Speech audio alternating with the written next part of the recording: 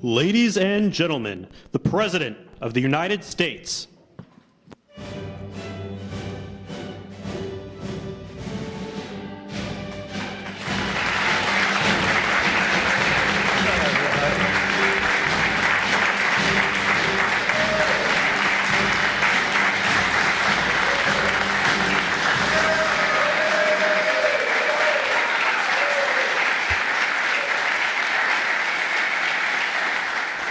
Well, thank you very much. Please sit down. Please, thank you. We have a lot of great political leaders and the biggest political leaders around, I guess you could say, but by far much bigger are the business leaders. It's not even close. I say that to my friends, the politicians. You have the greatest business leaders in the world here, so it's an honor. And this week we're celebrating the most successful first 100 days of any administration in American history. We're thrilled to welcome to the White House dozens of the world top leaders of all kinds, but in particular business leaders. And since the election, the companies represented in this room have collectively announced more than $2 trillion in new investments, and we have a total of close to $8 trillion all told. And there's never been anything like that in this country. We've never had anything close. I would say if you looked at the last administration, probably for 4 years they did maybe less than one, and we've done almost 8. I would say we'll be above 8 in a period of 2 months. So something happened. I think two things happened. November 5th happened, and November 5th gave you tariffs, intelligently used tariffs and various other forms of incentive. But it's really amazing. There's never been, I don't think there's ever been anything like this anywhere in the world. Together, we're going to bring back the most beautiful words. I always say made in the USA, the most beautiful words. We're going to have made in the USA like we haven't had before in a long time. In addition to the business leaders whose companies I will mention in just a moment, we have some great people, great senators. Marcia, where are you? Where are you, Martha? Marcia, thank you very much. Marcia Blackburn, Bill Cassidy. Bill, thank you, Bill. Ashley Moody. Ashley, thank you. And John Husted. John, thank you very much. And Representatives Byron Donalds, Buddy Carter, Rob Whitman, Mark Alford, Mike Rogers, Richard Hudson, and Abe Hamadeh.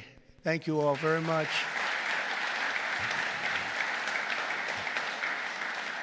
We have Mike Kehoe, governors, Jim Pillen, Kevin Stitt, Mike Dunleavy, along with numerous other members of my cabinet, and I want to thank you all for being here. How come my cabinet has such good locations? You should have given them up to the business leaders. We want their money, you know. They have very good locations. I'm not surprised.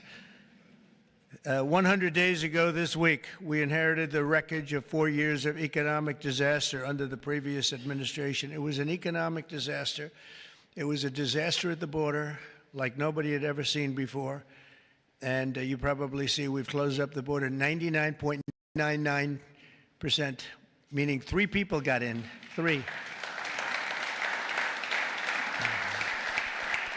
As opposed to hundreds of thousands of people coming in on a monthly basis, millions of people actually. There are periods where we had millions and millions of people pouring in on a monthly basis. We had 3 people. They buried companies in crippling regulations, waged war on American energy, pushed massive tax hikes, and gave us the worst inflation in the history of our country. In Biden's final year, the United States had the worst trade deficit ever recorded, and we lost 106,000 manufacturing jobs. Other than that, he's done a fantastic job. But now all that is changing, and all that's changing very fast, because we finally have the president who wants to put our country first. You have a president who believes in America first. In the first quarter GDP numbers just out today, core GDP, now we're removing distortions from imports, inventories, and government spending, was up plus 3%. But this is Biden's economy because we took over on January 20th. And I think you have to get us a little bit of time to get moving, but this is the Biden economy. But we still had and we've had a lot of things happen since November 5th that helped this economy because it was indicating a strong private sector growth. And it only started after November 5th. The private sector started really heating up after the election. Even though I wasn't there, people knew what we were going to be doing, and the private sector growth was actually very good. Very importantly, gross domestic investment was up an incredible 22%, which they had never seen before. Every new investment, every new factory, and every new job created is a sign of strength in the American economy and a declaration of confidence in America's future. We really do. We've never seen anything like this. Even Samsung, whose name isn't mentioned here, but I heard that they announced this morning that they're going to be building a very big plant because they want to be able to beat the tariffs. It's the only way to beat them. The entire Trump economic agenda is about making it easier to do business in America, to create jobs in America, to hire American workers, and to build your factories here in America, not in China or any other country. And we're dealing with many, many countries right now, I will say. And I think I can say for Scott and for Howard and for some of the people that are dealing, there are too many to handle. I mean, to be honest with you, I'd love to hire some of the people running these companies. Boy, would you do a good job. I could have Jensen negotiate. He'd blow my people away, wouldn't you? I think even Howard would say that. Howard would say, we'll take them. He'd blow them away. He would make deals. One deal would be the end. That would be it. We've terminated the Green New scam. It was a scam. And halted tens of billions of dollars of money, wasteful deficit spending. It was like throwing money right out the window. And in the coming weeks, we'll pass the largest tax cuts in American history. And I think even more so, we'll be doing things for business like you've never seen before. You saw it in a little smaller version at the beginning of our last term. You know, we had the most successful 4 years that any president has ever had. The stock market was up 88%. The other markets were up almost 100%. And that's despite COVID and all the crazy things happening. But we had a tremendous 4 years. We've given credit for that, actually. But our big, beautiful bill, as I call it, our big, beautiful bill, we may name it that, actually, will include 100% expensing retroactive to January 20th. So that's all the way back to just about the beginning of the year. So expensing 1 year, you take a deduction 1 year, so you can build your factories right now, essentially almost tax-free, if you think about it. Nobody's ever been given that. And we're going to make that expensing for a 4-year period at a full 100%. So last time we made it 1 year, and you had deductions. You'd go from 100% to 80 to 60 to 40 to 20 to Zippo. And now what we're going to do is we're going to keep it at that level, and we're going to have it for 4 years. So I believe that was one of the reasons that we had such unbelievable growth. Also, we allowed you to bring money back from outside of the country. It was impossible. You had to have 15 different law firms representing you. It was so complicated. And worse was that the tax rate was 65%. I lowered the rate substantially, but still a lot. You know, we shouldn't take your money just to hold you hostage, right? We lowered it to a reasonable amount, and we took in trillions of dollars, came back. Apple brought in a tremendous amount of money. A lot of the companies here brought in a lot of money, and the businesses represented today clearly understand that if you build your factory in the United States, your tariff rate is zero, and you have other advantages too, and not the least of which is what I just said having to do with the bill. Now, we have to get that bill approved, so call your local representative, please, and make sure we get it approved, because I don't want to talk too early, but we're doing well with the Republican Congress. We have the Senate is doing great, and the House is doing great. John Thune has been spectacular. Mike Johnson has been spectacular. Marcia, you're in there working very hard and doing well. What do you think? Are we going to get it passed? We have to. Marcia, we don't get it passed, I'm blaming you. We have to. We have to get it passed. We will. I think we will.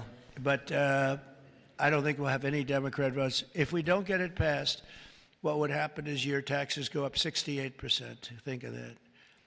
And we may not get one vote because they just vote against. It's Trump derangement syndrome, or maybe it's just they hate Republicans, or they hate what we're doing because they've lost their confidence. They've totally lost their confidence. They don't know what the hell is going on. And we are going to get it done. It's probably going to be fully Republican. Fortunately, we have the House, we have the Senate. And we may or may not have a couple of grandstanders. I don't know. But if we do, it would be good if you could work on anybody. I mean, if I were a Democrat, I'd be voting for it 100%. Because I think it's very dangerous politically not to vote for it. Think of it, your taxes go up almost 68%. So, but it looks like we're in good shape, I think, and hopefully we'll get it approved. It'll be the biggest bill ever approved in the history of our country, and it'll be the biggest tax cut ever approved in the history of our country. And in addition to that, regulations, which I'm doing in and outside of the bill, will be as big or bigger than we did last time. We have the record for regulation cuts in the 4 years. We cut 4 times higher than any other president in a 4-year period. And we're talking about 8 years and 2-term presidents. We were 4 times higher than any other president in terms of regulation cuts.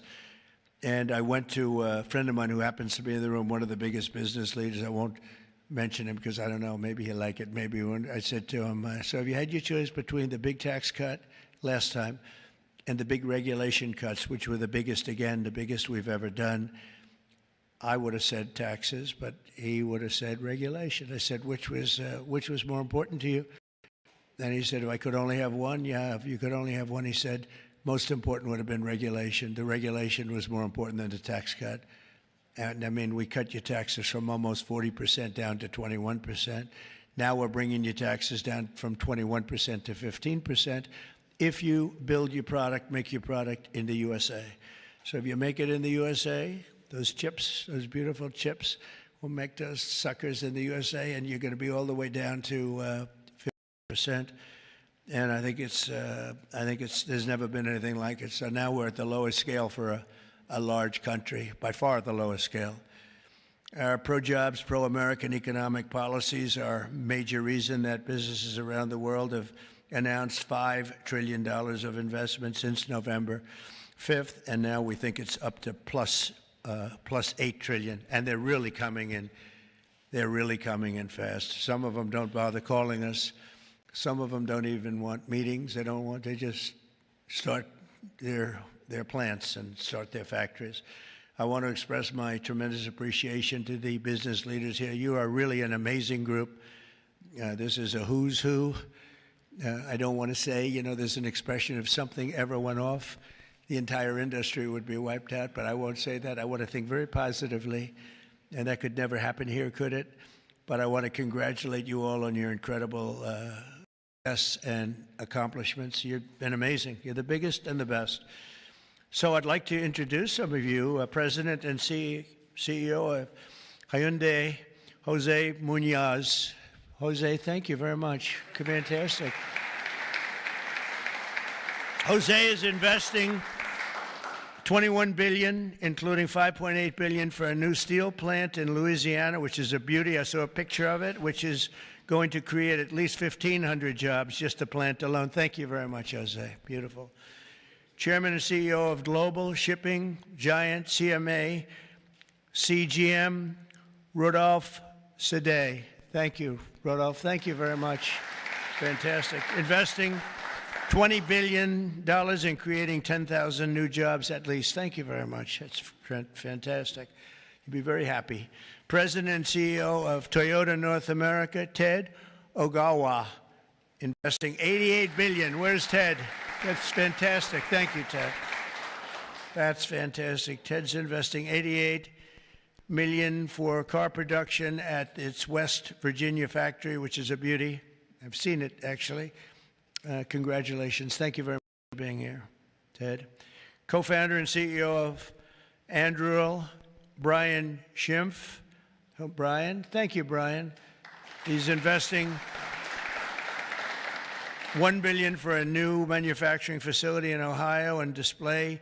Next to me is their 125-pound Roadrunner drone. Where is that little sucker? Where is it? Which is that? Whoa. That's a nasty-looking thing. That's a nasty. I look up there when I'm having dinner outside. I used to look up and see the moon. Isn't it beautiful? Now you see the moon, but you see drones all over the place. And I say, let's get the hell out of here. That's a good one, isn't it, huh? I can see it. CEO of Worldwide Amazon Stores, Doug Harrington. Thank you very much. Thank you, Doug, very much. Investing $4 billion this year alone, and I know they said they're going to be investing a lot over the next 2 years. We appreciate it very much. Thank you, and say hello to everybody. CEO of Venture Global, Mike Sable. Mike, thank you very much, Mike. Investing $18 billion in liquefied natural gas expansion in Louisiana. That's going to work out good. Thank you very much. President and CEO of Siemens USA, big company, Barbara Humpton. Thank you, Barbara. Thank you very much. Investing $285 million. Executive Global Chairman of Pratt Industries, friend of mine, Anthony Pratt. He's investing $5 billion. Thank you. Thank you, Anthony. I read a report today he's the richest man in Australia, but who the hell knows? Do you think you're the richest man in Australia? Close. I don't like to put you on the spot like that, Anthony, but that's pretty good. Thank you very much. That's great. $5 billion. Founder and CEO, Chobani Hamde Oleaka. Where are you? Thank you very much. Investing $1.2 billion. Thank you very much. CEO of Bell Brands USA, Yvonne Girard. Yvonne, thank you very much. Thank you very much. $350 million. President of Schneider Electric North America, Amr Paul. Amr, thank you very much. Investing $700 million for energy infrastructure in its largest investment in its 135-year history. Chairman and CEO of Johnson & Johnson. Oh, I know, I've heard of that company, huh? My hair looks so beautiful because of your product. Joaquin Duato, $55 billion manufacturing plant and research and development and technology. Thank you very much, $55 billion. That's a lot. But you got to catch up with Apple and some of the others. We got to get you to make a little, one of the few companies that could do that, right? Chair and CEO of Eli Lilly, a great guy. Every time I talk to him about drug prices, he sweet talks me. He tells me about the middleman. The middleman keeps telling me about the middleman. By the time I leave the meetings, I was telling my people, I say, gee, he's giving us a great bargain. You know, but David, you have done some job. David Ricks, you have done some job. I'll see you later, too. $27 billion, doubling its manufacturing investment in the U.S., and he's got a very hot topic right now going, don't you? This stuff is doing really well, isn't it? Really hot company. Thank you very much, David. CEO of Novartis, Vas Narasimhan, and that's $23 billion. Thank you. Thank you very much. Thank you, Vas. CEO of Genentech, Ashley Mugargi, $50 billion. Whoa, that's a lot of money. Good, thank you, Ashley. That's a big one. CEO of AbbVie, Rob Michael, $10 billion. Thank you very much. Thank you, good company. President and CEO of Thermo Fisher, Mark Casper, $2 billion. Thank you, Mark, very much. Chairman and CEO of Merck, great company, Rob Davis, $9 billion. Thank you very much, Rob. Chairman and CEO of Abbott, Robert Ford, $500 million.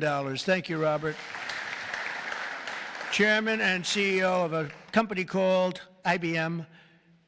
Arvind, where are you? Where are you? Thank you very much. That's fantastic. $150 billion. That's all? That's great. Thank you very much. You've done a great job. You've done a great job with that company, too, I'll tell you.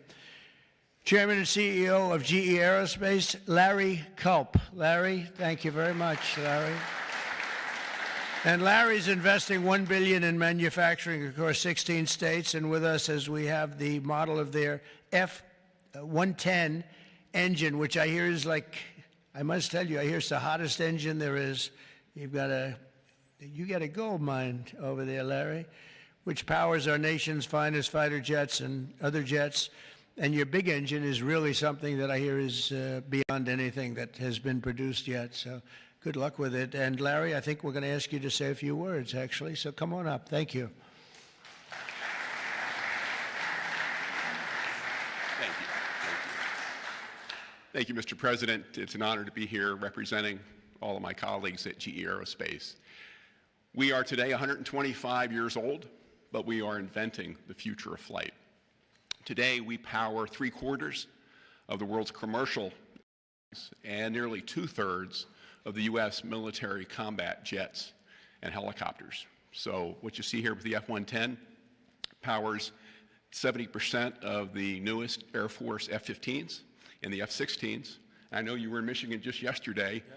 This is the engine that will be under wing on the F-15EX Eagle II that the Michigan Air National Guard will soon be flying. We're excited about what's happening at our company. We're investing $1 billion this year, as the President said, across 16 states, not only in our manufacturing footprint, but with so many of the small and mid-sized businesses that constitute our supply chain. There's a lot happening. We're excited about it. Mr. President, thank you for what you're doing, not only to revitalize U.S. manufacturing, but helping ensure that the U.S. aerospace industry, one of our biggest net exporters, continues to lead the world in innovation. Thank you. Thank you. Great job.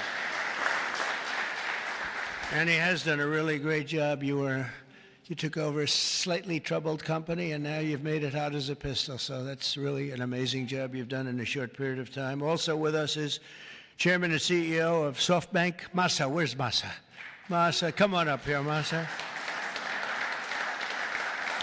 Masa has pledged $200 billion plus another $500 billion with Oracle and OpenAI for a total of $700 billion. Thank you, Masa. Come on up, please.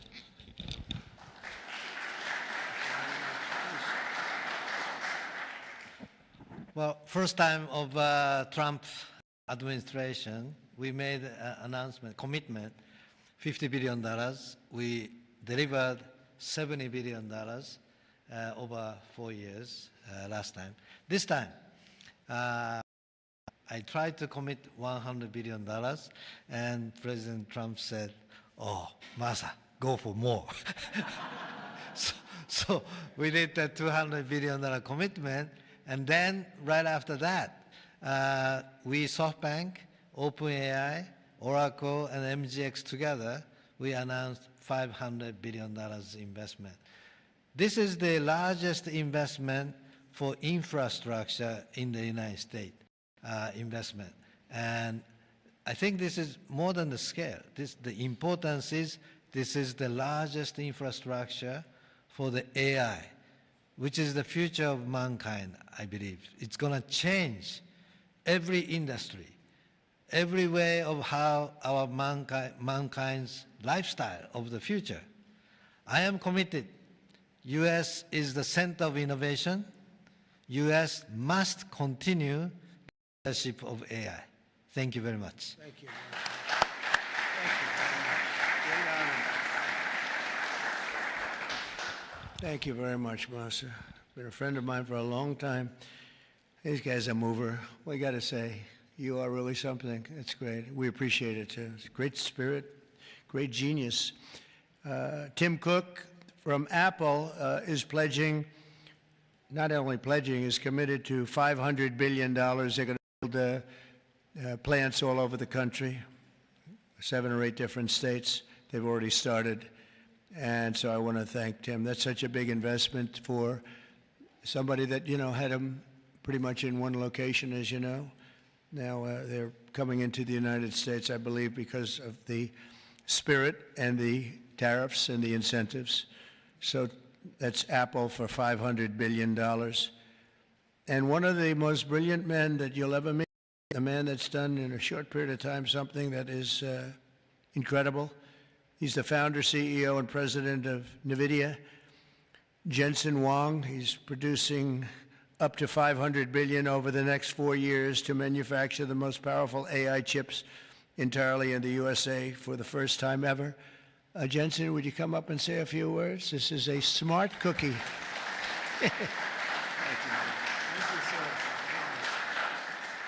Thank you, Mr. President. It's a great honor to be here. NVIDIA reinvented computing for the first time after 60 years. In fact, Ervin at IBM knows quite well that the computer has largely been the same since the 60s. The IBM System 360 described really quite perfectly the computer that we use today. Central processing units, operating systems, the separation of hardware and software, I/O subsystems, multitasking. All of the words that we use to describe computers today were really invented in 1964, the year after my birth. Well, after all this time, we've reinvented computers again. This is what a processor looks like. It's on the right there. People say it's a GPU. That's one GPU unit, and it's 70 pounds, 60,000 parts, 10,000 watts. In order to manufacture it requires probably a couple of hundred companies in the supply chain. It is so heavy that it requires robotics to do. It's so precise. And just to test a supercomputer requires a supercomputer. And we're going to build NVIDIA's technology, the next generation of that, all here in the United States. Without the president's leadership, his policies, his support, and very importantly, his strong encouragement. And I mean his strong encouragement. Frankly, manufacturing in the United States wouldn't have accelerated to this pace. Manufacturing isn't about low-cost labor anymore. Manufacturing is about technology. And most of the factories that build these systems today are the most advanced factories in the future. And we're going to use artificial intelligence and robotics and omniverse digital twin technology to make it possible for us to create the factories of the future. And we ought to build it. We ought to build it right here. The really amazing thing is that this computer is the engine of a whole new industry. And this new industry is called artificial intelligence. And this new industry is a manufacturing industry in itself. That's a factory machine. Just as several hundred years ago, the dynamo was invented, water would come in and electricity would come out. Now electricity goes into this machine and incredible tokens come out, artificial intelligence. In order for this industry to thrive, we need to build these systems, of course, but we also need a progressive growth and industry-oriented energy policy, which this president has really put his weight behind. I really appreciate that. Without energy, we can't possibly have new growth industries. And we now have the backing of the administration, the backing of President Trump to support the creation of a whole new industry. This industry is going to enable a whole bunch of other industries. What we now call the AI infrastructure is going to revolutionize every industry that we know. All of the many CEOs in the room today are great partners of ours for that reason.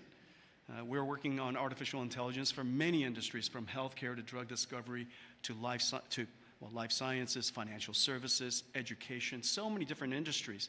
And that's going to be possible because we have the fundamental infrastructure here in the United States. And so I want to thank you, sir, for everything that you've done and the strong encouragement and the great policies that make it possible for us. Thank you, sir. Very much. Thanks.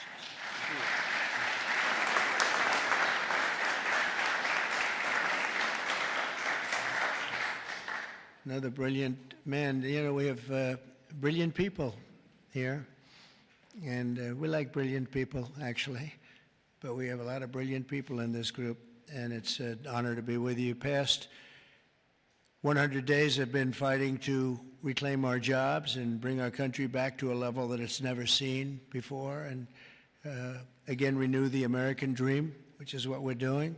We have tremendous spirit. I don't know if you've heard, but it's become really quite a story. I see Pete's right over here, Secretary of Defense. We have the largest number of new enlistees or people enlisting in the military forces that we've ever had. And if you remember 6 months ago, we couldn't get anybody to sign up. That's a big turn in a very short period of time. And November 5th had a lot to do with that, and our Secretary of Defense and a lot of the people that you see sitting here really had a lot to do with that. There's great spirit. I can say that also with the police forces throughout the country. We're having a hard time filling them up. It's a dangerous job, but now we have waiting lists at almost every place, and that's an amazing accomplishment when you think. It's amazing.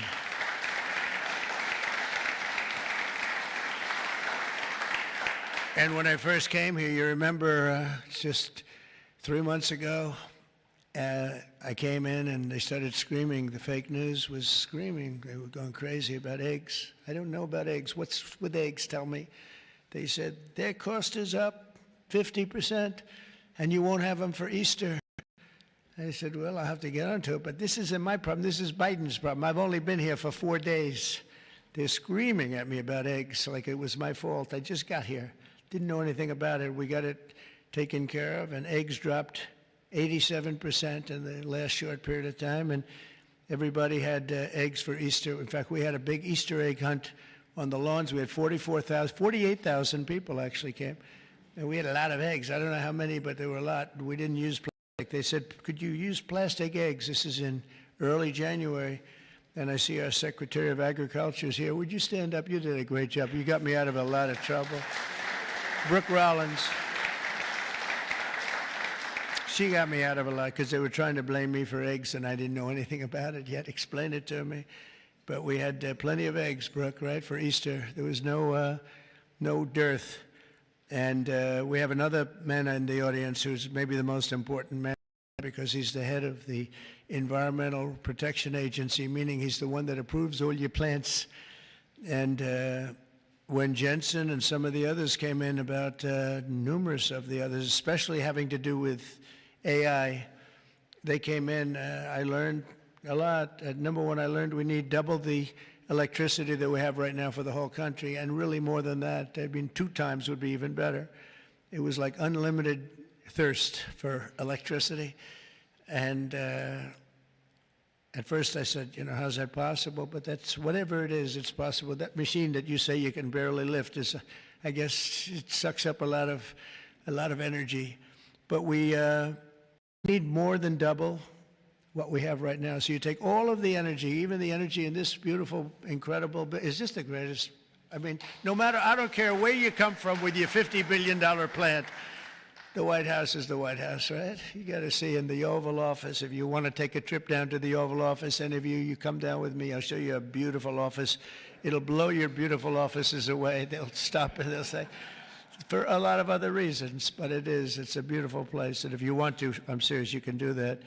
But I told Jensen, I told Tim, I told everybody that's building these very big, incredible plants, really plants of the future.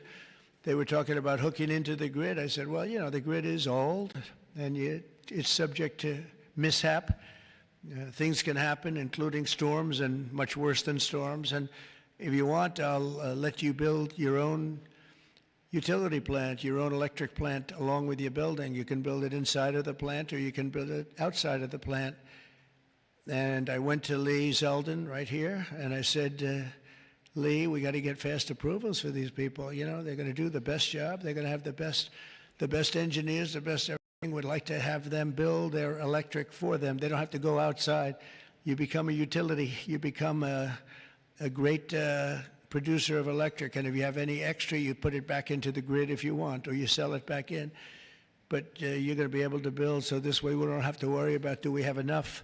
Because if you look at California, they have brownouts, blackouts, and everything else. They don't know what the hell they're doing. Governor doesn't have a clue.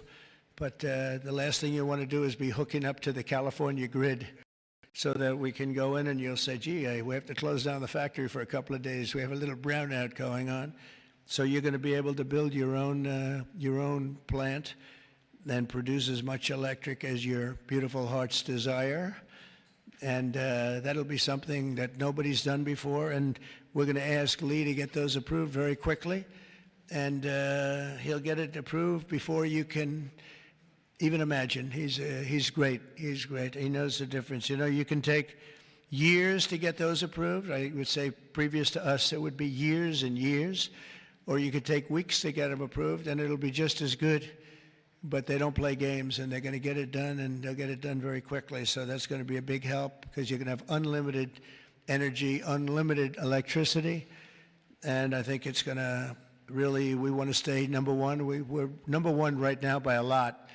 I will say this, if I didn't get elected, I would say get out of the business fast.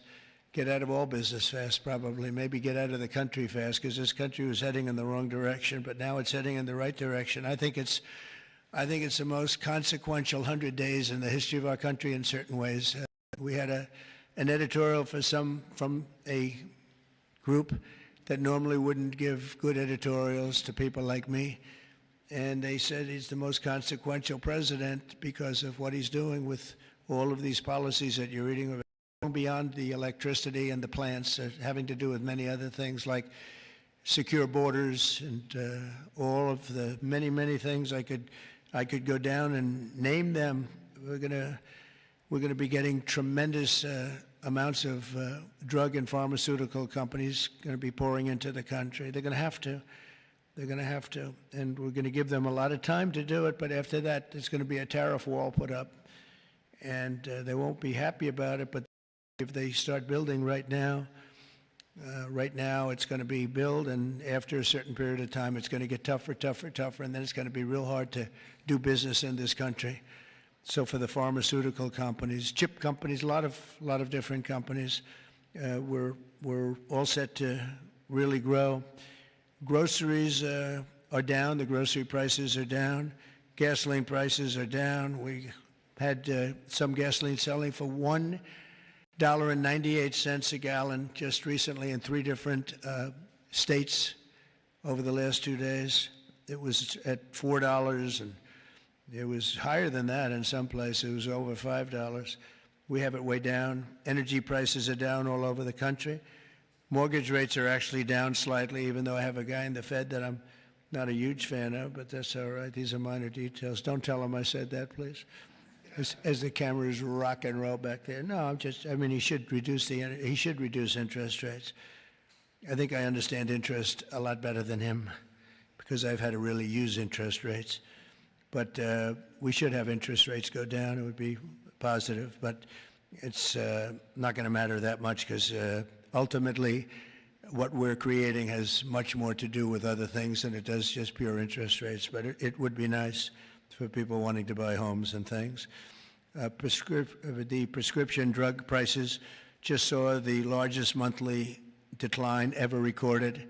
So, David, I'm having a little bit of an impact, at least on you, as I just browbeat. I browbeat this guy, and he's got he looks like he's 25 years old. He has this massive company, Eli Lilly, and it has no impact on him whatsoever. But I just see this number just came out. It's the largest monthly decline ever recorded. Yeah, but it's probably about 2%. They did that to make me feel a little bit. But I appreciate it. We have achieved the lowest number of illegal border crossings in U.S. history, and we're at a level that nobody thought we could get to in 2 years, let alone a couple of months. And I think Kristi Noem is here someplace. Where is Kristi? She's here. Stand up, Kristi. And Tom Homan. And I see Linda. Stand up, Linda. You are doing so good. Education. We're bringing education back to the States, where it belongs. And she's been incredible. She's very upset with Harvard. They have $53 billion in a fund, and yet they want more grants. And it looks like we're not going to be giving them any more grants, right, Linda? And, a grant is at our discretion, and they're really not behaving well, so it's too bad. But our country is roaring like never before. Nobody's ever really seen anything like this. And again, the big thing is whether it's $8 trillion or even more than that, by the end of the year, it could be a number that would be, I think it's already, there's never been anything like it, but this is in a period of a couple of months. I think by the end of the year, the numbers will be just staggering. It's really going to be something very special, and I'm very honored to be with you. And I'd ask if anybody has any questions, please. This is your time. This is your time. You'll be live on television, all the fake news there. Now that'll keep them down, right? That's the way to keep them down, unless they're bad people, in which case, unless they want to make some news. Would anybody have any questions? Anybody? Business leaders? You want to know anything about depreciation? No? I love it. We've done such a good job, we don't have to take. Howard, would you like to say a couple of words, please?